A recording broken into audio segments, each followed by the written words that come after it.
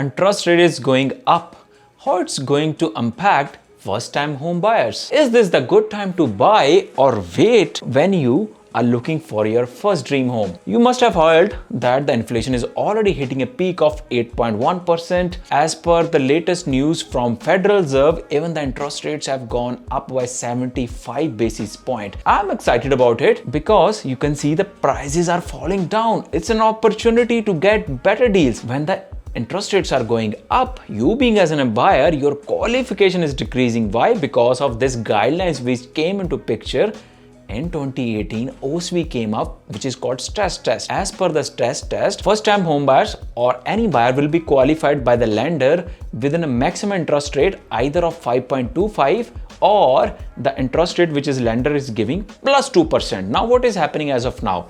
Even the variable rate of interest, if you talk about in Canada, it's touching around 4.10%. So what will happen now? 5.25 stress test rate is already out of picture. You will be qualified for 4.12 plus 2%, which is 6.10. Now, as the interest rates goes up more, your qualification will decrease because there is a factor which is called GDS and TDS. As a buyer, you cannot cross that limit because lender won't qualify you for mortgages. There is a limit. GDS cannot be more than 39% and TDS cannot be more than 44%. Even some of the lenders take that limit to GDS 32% and TDS on the 40%. So you need to qualify for that. So let's say you are making 100,000, you are doing 20% down, and for 30-year amortization, your qualification of a buying home will decrease by 47,000 on a rough basis if you don't have any other debt. So every time when the interest rates goes up, you need to consider your qualification is decreasing and your buying power is squeezing. So it's like, I would say, double-ended sword. Prices are coming down. It's an opportunity, but your qualification is also decreasing and interest rate is going up. Now, what about when the interest rates goes up? You already took a mortgage. What will happen to your monthly payment? If you are on fixed mortgage, you don't need to worry about it. But let's say you are on variable mortgage, you need to consider there are two things here. If you are on variable or you are on adjustable rate, what will happen in the adjustable? Whenever the interest rates goes up, your monthly payment goes up.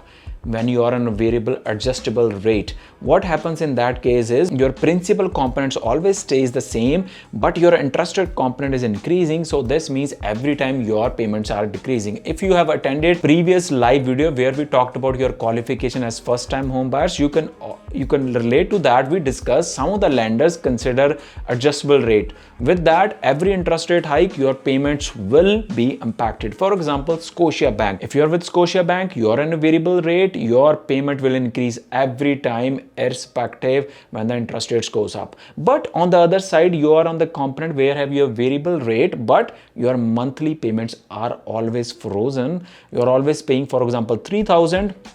But as the interest rates is increasing, your principal component will squeeze in and interest rates will go up, and the overall you're paying only 3,000 out of your pocket. So while selecting your mortgage, talk to your mortgage broker, talk to an expert, and you can talk about that, what type of variable rate you're going with.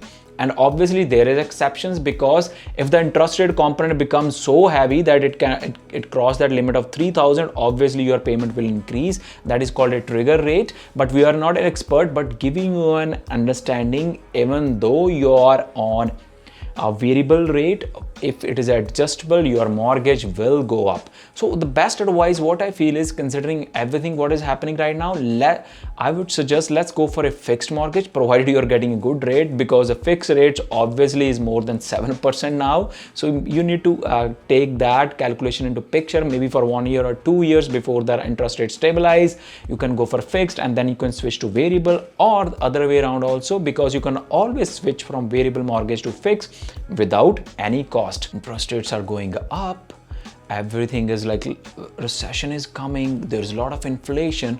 What you will do as a first time home buyers? Is it a time to buy, jump into that, or still wait? So there are two things. I always advise people, it's not about the qualification, how much mortgage you can qualify.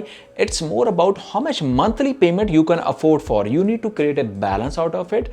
If you feel like you have a stable job, income coming in, and then you can afford those monthly payments, that is the 3,000 payment, just an example we discussed.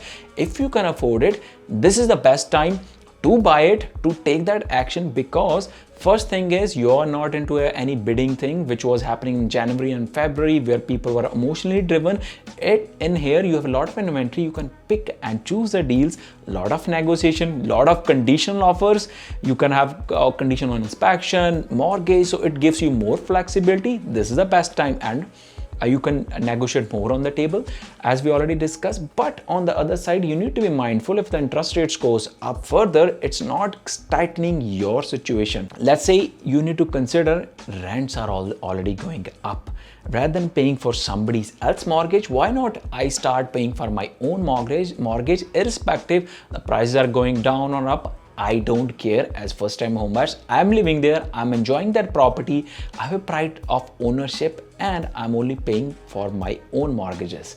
That's another scenario. But let's say you say, okay, I won't be able to afford in future, it might fluctuate.